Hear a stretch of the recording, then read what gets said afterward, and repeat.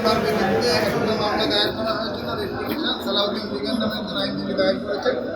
উনি ইনঅ্যাকশন এবং failure of the দুদক ইন্টিগ্রেশন কমিশন এটা চ্যালেঞ্জ করে মামলা দায়ের করেছিলেন। ওনারা একটা নোটিশও দিয়েছিলেন, আর পত্রিকা কালের কণ্ঠে যে রিপোর্ট হয়েছে সেই পত্রিকাগুলি ওনারা অ্যানেক্স করেছেন যে পত্রিকায় রিপোর্ট হওয়ার পরেও দুদক কেন অ্যাকশন নিতে পারে নাই, সেই জন্য এই রিপিটিশনটা দায়ের করেছিল।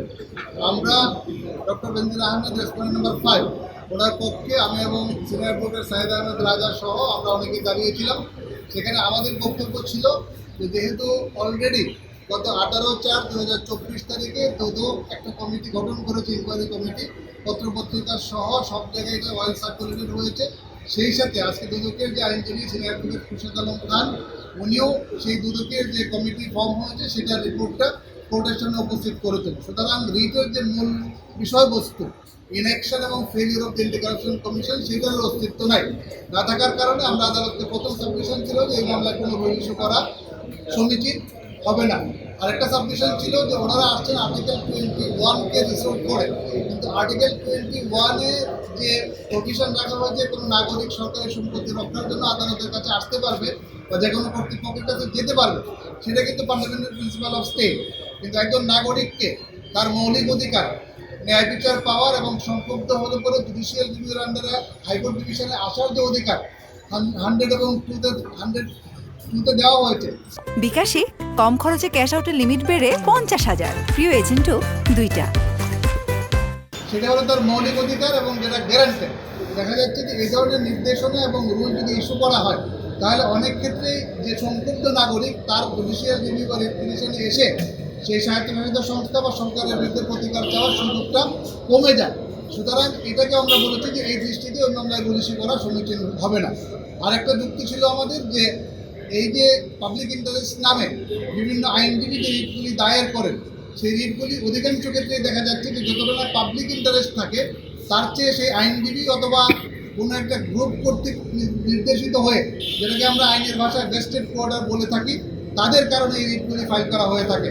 সুতরাং সেই ক্ষেত্রে দেখা যায় যে ন্যায় বিচারের চেয়ে একজন ব্যক্তিকে তার ন্যায় বিচার থেকে বঞ্চিত হওয়ার জন্য এই রিপিটিশনগুলি দায়ের করা হয়। এই 3টা গ্রাউন্ডে আমরা সাবমিশন দিয়েছিলাম। আদালত সন্তুষ্ট হয়ে আদালত এই মামলায় কোনো রুল ইস্যু করেননি এবং কোনো নির্দেশনা বা ডাইরেকশন দেন নাই। তবে এইটা উনি সোমোটো একটা আদেশ দিয়েছেন যে যেহেতু দুদক থেকে ইনকোয়ারি শুরু করেছে, আফটার 2 মান্থস দুদক যেন একটা প্রগ্রেস রিপোর্ট দেন। একটা সিস্টেম ডেভেলপের কথা আর উনি আরেকটা সিস্টেম বলেছেন যে সরকারি কোনো কর্মকর্তা বা কর্মচারী যদি রিটায়ারমেন্টে যায়, সেখানে ইন্ডিয়াতে একটা আইন আছে, সেটা হচ্ছে অ্যাসেট ডিক্লারেশন ল। অ্যাসেট ডিক্লারেশনের আন্ডারে সেই কর্মকর্তা একটা রিপোর্ট দিবে যখন সে চাকরিতে জয়েন করে এবং যখন সে রিটায়ারমেন্টে যায় তখন তার সম্পদের হিসাব বিবরণী দিবে। এই দুইটার মধ্যে যদি দেখা যায় তার 10%-এর বেশি সম্পদ বেড়েছে তাহলে তার বিরুদ্ধে আইনগত ব্যবস্থা গ্রহণ করা যাবে। ইন্ডিয়াতে এরকম একটা আইন আছে। এই ধরনের একটা আইন আমার দেশে হওয়া উচিত, তার মানে বলছেন বলেছেন যে আমাদের দেশে ওই ধরনের একটা আইন হওয়া উচিত।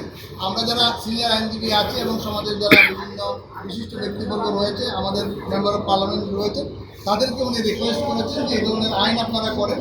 কারণ আদালতও কিন্তু সরকার যেরকম দুর্নীতির বিরুদ্ধে জিরো টলারেন্সে আছে, আদালতও কিন্তু সেই দৃষ্টিভঙ্গি নিয়ে কাজ করেন এবং আদালত তো তার চেয়েও বেশি, কারণ মানুষ ন্যায় বিচারের জন্য এখানে আসে। যদি কারাপশন হয় ডেফিনেটলি আদালত সেখানে বসে থাকবে না। আজকের এখানে রুল ইস্যু না করার অর্থ এই না যে আদালত দুর্নীতির বিরুদ্ধে কোনো পদক্ষেপ নেন না। এটা একটা টেকনিক্যাল টার্ম। আমরা রিটে আসতে হলে একটা কজ অফ অ্যাকশন দেখাতে হয়। এখানে কোনো কজ অফ অ্যাকশন আর বাকি নেই। তদন্ত কমিটি গঠন করাতে দেখা যাচ্ছে যে কজ অফ অ্যাকশন আর নাই। এই টেকনিক্যাল কারণে রিটটা কিন্তু খারিজ হয়েছে, কোনো রুল ইস্যু করা হয়নি। আপনারা যে কারণে এসেছিলেন, যে পারপাসে এসেছিলেন যেন এই রিটটাতে কোনো এন্টারটেইন না করা হয়, সেটা প্রাথমিকভাবে সার্ভ হয়েছে। কিন্তু আপনাদের যে ভয়ের জায়গাটা ছিল এটা যেন হাইকোর্টের ইন্টারফেয়ারেন্স না হয়, সেটা কিন্তু হচ্ছে। কারণ হলো যে 60 দিন পর যখন রিপোর্ট দিতে হবে, কোর্ট কিন্তু সেই রিপোর্টটা দেখে যদি ফাইনাল রিপোর্ট দেয় তাহলে কোর্ট কিন্তু ইন্টারফেয়ারের একটা সুযোগ থাকছে। সেক্ষেত্রে কি আপনারা মনে করছেন না বেনজির আহমেদের পক্ষে আপনারা যে দাঁড়িয়েছেন এটা আইনি লড়াইটা আসলে এখন আপনাদের বিফলে গেল?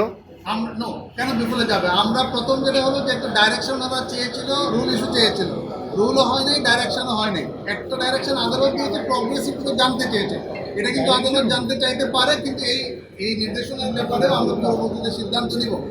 আমি আপনাদেরকে প্রথমে যে 3 নম্বর গ্রাউন্ড যেটা বলেছিলাম যে একজন নাগরিক যখন কোনো স্বায়ত্তশাসিত সংস্থা, যেমন ধরেন অ্যান্টি কারাপশন কমিশন, একজন নাগরিকের বিরুদ্ধে সেভ বেনজির আহমেদ, ওনার বিরুদ্ধে আইনগতভাবে প্রোগ্রেস হচ্ছে কি হচ্ছে না, সেইটার রেট কিন্তু ওনার দায়ের করার ফান্ডামেন্টাল রাইটস গ্যারান্টেড আছে আর্টিকেল 102-তে 102-তে।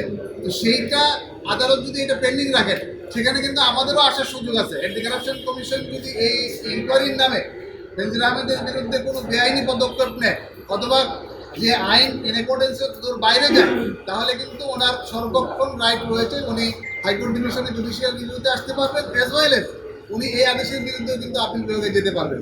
আমরা এই ব্যাপারে পরবর্তীতে সিদ্ধান্ত নেব।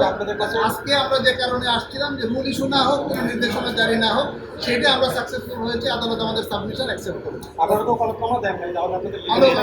আমরা ওখানে দিয়েছি, লিখিত আদেশ পরে দিছি। আপনারা আপিলে যাচ্ছেন তাহলে? যে কার্যক্রম তার উপরে আদালতের একটা সুপারভিশন প্রতিষ্ঠিত হলো, তাই তো?